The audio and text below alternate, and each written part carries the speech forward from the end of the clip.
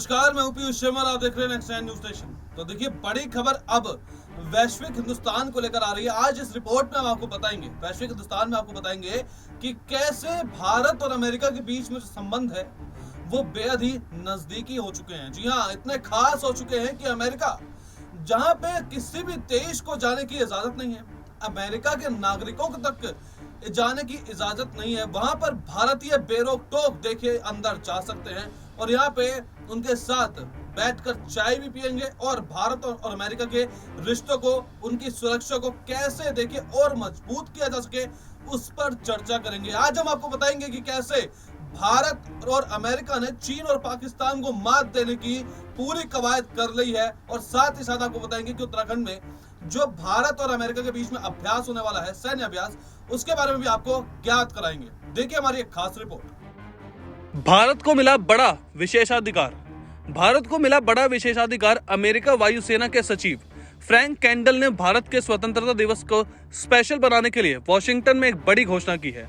America की राजधानी Washington में भारत के राजदूत तरनजीत सिंह संधू ने एक कार्यक्रम का आयोजन किया था, जिसमें बोलते हुए फ्रैंक कैंडल ने कहा कि भारत हमारा सबसे करीबी रक्षा भागीदार है, लिहाजा अब भारतीय रक्षा अताशे को पेंटागन में बिना रोक टोक के एंट्री मिलेगी। आपको बता दें कि रक्षा अताशे किसी भी देश की सैन्य विशेषज्ञ टीम को कहा जाता है, जिसका संबंध डिप्लोमेटिक मिशन में होता है, और पेंटागन में भारतीय रक्षा अताशे को बेरोकटोक एंट्री देने का यह फैसला काफी दुर्लभ है।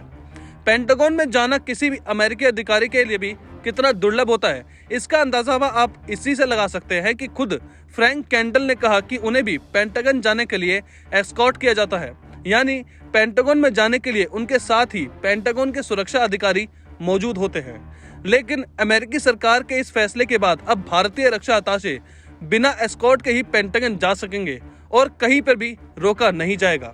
पेंटागन में एंट्री पाना सबसे ज्यादा कठिन। आपको बता दें कि अमेरिका रक्षा विभाग के मुख्यालय का जो बिल्डिंग है उसे पेंटागन कहा जाता है, जिसे वॉशिंगटन तक पहुंचने के लिए सबसे कठिन स्थानों में से एक माना जाता है।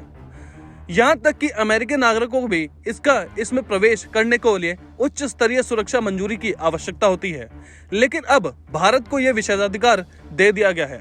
वहीं आपके लिए जानना जरूरी है कि अमेरिका ने साल 2016 में भारत को प्रमुख रक्षा भागीदार के रूप में नामित किया था। इसके बाद अमेरिका ने साल 2018 में भारत को रणनीतिक व्यापार प्राधिकरण टियर 1 स्थिति तक बढ़ा दिया गया था, जिसके बाद अब भारत एक रेंज तक अमेरिका सेना और अमेरिकी वाणिज्य विभाग द्वारा विनियमित सैन्य और डुअल एज टेक्नोलॉजी को बिना लाइसेंस के ही हासिल कर सकता है। वहीं फ्रैंक कैंडल ने कहा कि इस फैसले को यह पता चलता है कि भारत वह देश है जिसके साथ हम किसी भी अन्य देश की तुलना में सबसे ज्यादा संयुक्त अभ्यास करते हैं और हमारे बीच एक लंबा घनिष्ठ संबंध है और हम क्षेत्रीय शांति के लिए कुछ वर्षों से एक दिशा में काम कर रहे हैं। क्या है अमेरिका का डिफेंस नर्व पेंटागन? अमेरिका की राजधानी वॉशिंगटन डीसी के पास वर्जीनिया में अर्लिंगटन काउंटी के स्थित एक 5 कोना इमारत है, जहां से अमेरिका अपने रक्षा मामलों के हर फैसले करता है। अमेरिका की तीनों सेनाएं इसी इमारत में काम करती हैं और सैन्य संबंधित तमाम बड़े फैसले यहीं से लिए जाते हैं। पेंटागन को अमेरिका के साल 1941 से 1943 के बीच में बनवाया गया था और इसे बनाने का मकसद युद्ध विभाग के कार्यालयों को मजबूत करना था। उससे पहले अमेरिकी रक्षा विभाग अलग अलग 17 जगहों पर फैला हुआ था। अमेरिका के राष्ट्रपति फ्रैंकलिन डी रूजवेल्ट ने पहले सलाह दी थी किसी भी हमले से बचने के लिए इस इमारत के एक भी खिड़की ना बनाई जाए, लेकिन इंजीनियरों से कहा था कि ऐसा करना सही नहीं होगा, लिहाजा इंजीनियरों ने इस बिल्डिंग को 5 कोने बनाने का फैसला बनाया। कैसे हुआ था पेंटागन का निर्माण? जिस वक्त पेंटागन का निर्माण किया गया था उस वक्त वो क्षेत्र रेत और दलदल से भरा हुआ था, लिहाजा क्षेत्र को समतल करने और दलदल को खत्म करने के लिए करीब 5.5 मिलियन क्यूबिक गज यानी कि 4.2 मिलियन क्यूबिक मीटर गंदगी को यहाँ पर डाला गया था और फिर इमारत की नींव को मजबूत करने के लिए 41,492 कंक्रीट के ढेर लगाए गए थे। हालांकि नेशनल कब्रिस्तान का व्यू ब्लॉक ना हो, इसलिए इसकी ऊंचाई 77 फीट ही रखी गई। दिसंबर 1941 में जब द्वितीय विश्व युद्ध में जापान के हमले के बाद अमेरिका का मजबूरन प्रवेश करना पड़ा, उसके बाद ही इस बिल्डिंग का निर्माण कार्य काफी तेज शुरू कर दिया गया और 13,000 से ज्यादा मजदूरों ने दिन रात काम किया था। उस वक्त पेंटागन का जल्द से जल्द निर्माण करना अमेरिकी सरकार की सबसे बड़ी प्राथमिकता बन गई थी।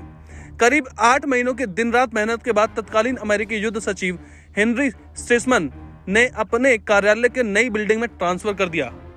1943 में लगा था $83 मिलियन। साल 1943 में पेंटागन पूरी तरह से बनकर तैयार हो गया था और उस जमाने में इसे बनाने में $83 मिलियन खर्च हुए थे। पेंटागन का निर्माण 29 एकड़ जमीन पर हुआ था और ये उस वक्त दुनिया का सबसे बड़ा सरकारी कार्यालय भवन था। पेंटागन में 5 एकड़ में सेंट्रल कोर्ट का निर्माण हुआ था, जिसमें एक साथ 25,000 लोग जमीन पर बैठ सकते हैं। हालांकि द्वितीय विश्व युद्ध खत्म होने के बाद इस बात पर फैसला किया जा रहा था कि पेंटागन को किसी अस्पताल में बदल दिया जाए, लेकिन इस बीच अमेरिका और रूस के बीच शुरू हुए शीत युद्ध की वजह से इरादा छोड़ दिया गया, क्योंकि उस वक्त ऐसा लग रहा था कि अमेरिका और रूस के बीच युद्ध हो सकता है। हालांकि पेंटागन के भीतर 28 किलोमीटर के गलियारे हैं, लेकिन इसका निर्माण इस अंदाज में किया गया है कि बिल्डिंग के अंदर एक गलियारे से दूसरे गलियारे तक पहुंचने में सिर्फ 7 मिनट का ही वक्त लगता है। काफी विशालकाय बिल्डिंग है पेंटागन। पेंटागन में एक साथ 25,000 कर्मचारी काम कर सकते हैं और इसका पार्किंग स्थल 68 एकड़ में फैला हुआ है, जिसमें एक साथ 8700 कारें यानी कि 8,700 गाड़ियां रखी जा सकती हैं। पेंटागन के कर्मचारियों के लिए एक शॉपिंग सेंटर वाले विशाल समूह के नीचे बस और टैक्सी टर्मिनल स्थित है और इसके कर्मचारी काफी आसानी से मेट्रो तक पहुंच सकते हैं। वहीं साल 1956 में पेंटागन के हेलीपोर्ट से भी जोड़ दिया गया। वहीं साल 2001 में जब पेंटागन निर्माण के 60 साल पूरे हो रहे थे, उसी साल अमेरिका पर अल कायदा के सबसे भीषण आतंकवादी हमला किया था और उस दौरान एक विमान पेंटागन से भी टकराया था, जिससे इमारत के दक्षिण पश्चिम की ओर एक हिस्सा नष्ट हो गया था और आतंकवादियों सहित 189 लोग मारे गए थे। हालांकि एक साल के भीतर काफी हद तक क्षति की मरम्मत की गई थी, लेकिन एक्सपर्ट्स का कहना है कि अपनी बनावट की वजह से ही पेंटागन को ज्यादा नुकसान नहीं हो पाया, जबकि वर्ल्ड ट्रेड सेंटर के दोनों टावर जमींदोज हो गए। तो फिलहाल वैश्विक हिंदुस्तान में इतना ही। आप देखते रहिए नेक्स्ट न्यूज सेशन।